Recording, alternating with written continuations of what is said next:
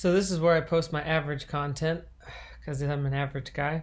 That's my average childhood picture. I've got a channel that I'm working on, and it's taken a while to get any kind of legs. It's like a coaching channel. I was thinking about trying out a coaching thing because I've learned a lot of psychology in my day. I got my degree in psychology, and I've read a lot of self-help stuff. I don't know if that qualifies me for anything, but I've always been a pretty introspective guy, and I really care about people. So I felt like that was a nice combination to help dudes or ladies deal with issues in their life around career or anxiety or relationships or whatever it is. I feel like I've had exposure to a lot of it.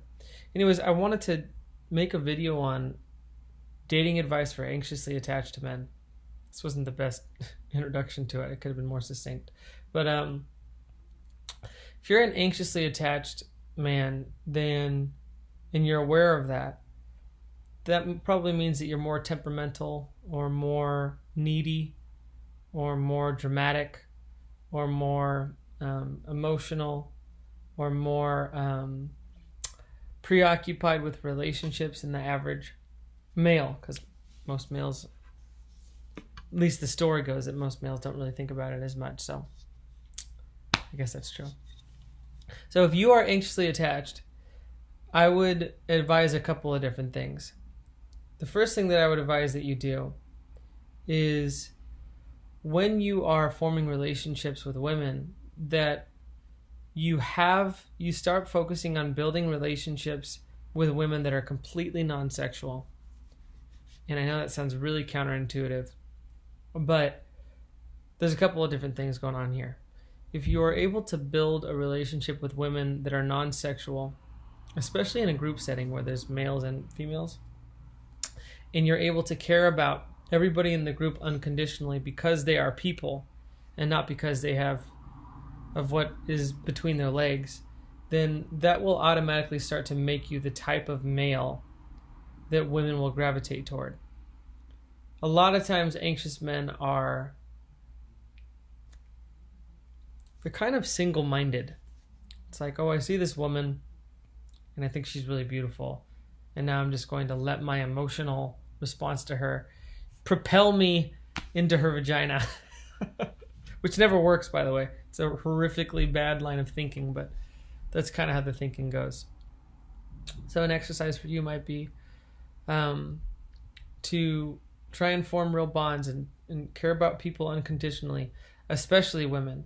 Because fundamentally, like, the anxiety comes from, in my opinion, a lack of respect for yourself and a lack of respect for them. You're kind of seeing them as an ends to quelch the anxiety of being you and your fears that you're not good enough.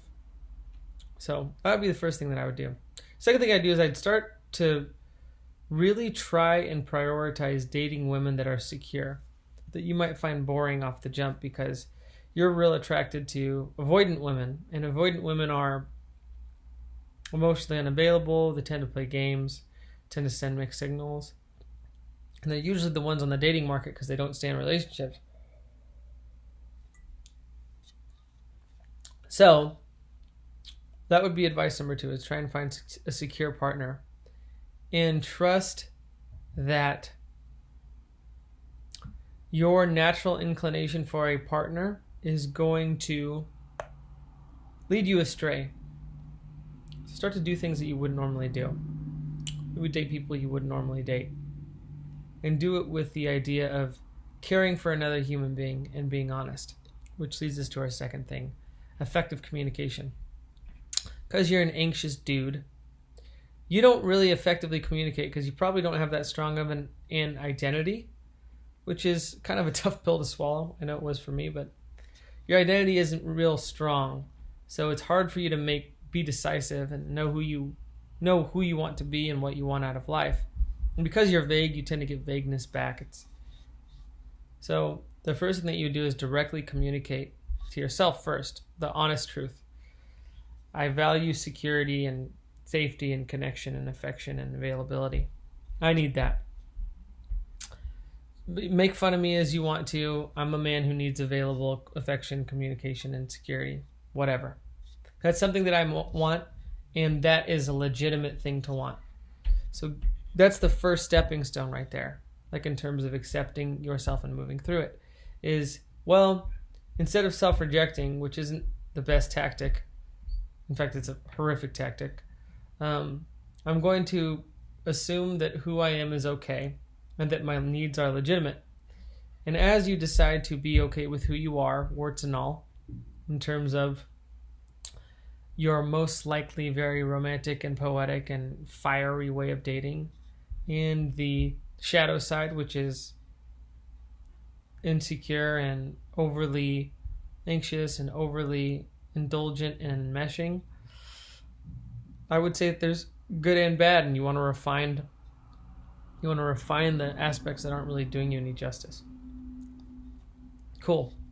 So I don't even know what tip we're at. I'm just kind of freestyling here, but I think this is pretty helpful shit.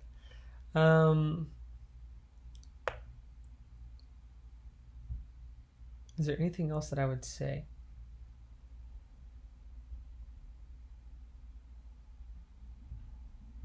Get in touch with the feelings as much as you can. At the core of a lot of what your issues are is a lack of feeling and a lack of... You obviously feel a lot, so don't get me wrong. And by the way, most of your feelings are total bullshit, which sounds contradictory because I just said it's a lack of feeling, but most of the feelings that you're identifying with aren't really you. At the core of a lot of your feelings is going to be sadness or apathy or numbness or a fear of unlovability and stuff like that. And that's another tough pill to swallow. But the best way to deal with it is to feel it and invite it into your life and exist from a place where that is not something you're running from via some persona, like acting like the confident guy or acting like the avoidant guy or acting like whatever. The end result of all this, and I would say this is probably the most important bit of advice in this video, the end result of all of this is to get you to know what you want, to be able to communicate that in a way that is solid. Like, here's an example. I am looking for the kind of relationship with a woman that is safe and available and has depth. And in order to achieve that, I need consistency and I need availability from my partner. And I'm not really going to compromise on that because I shouldn't have to, because that's what I want and that's what I can give. So that's not what you want. That's okay. There's a lot of people out there. A lot.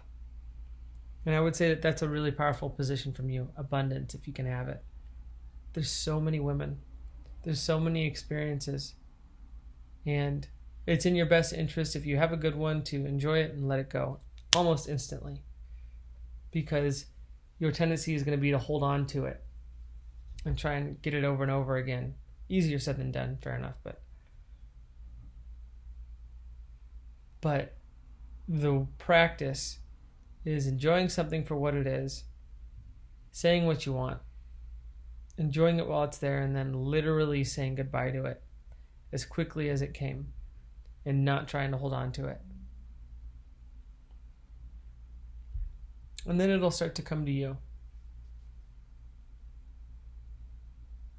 And you won't be resentful. And things will start to naturally gain momentum. Usually in the form of a monogamous relationship.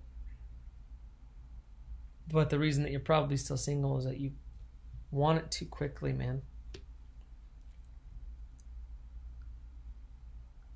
I don't know how helpful this was, but this is shit that I wish people would have told me before I learned all this stuff. All right, peace.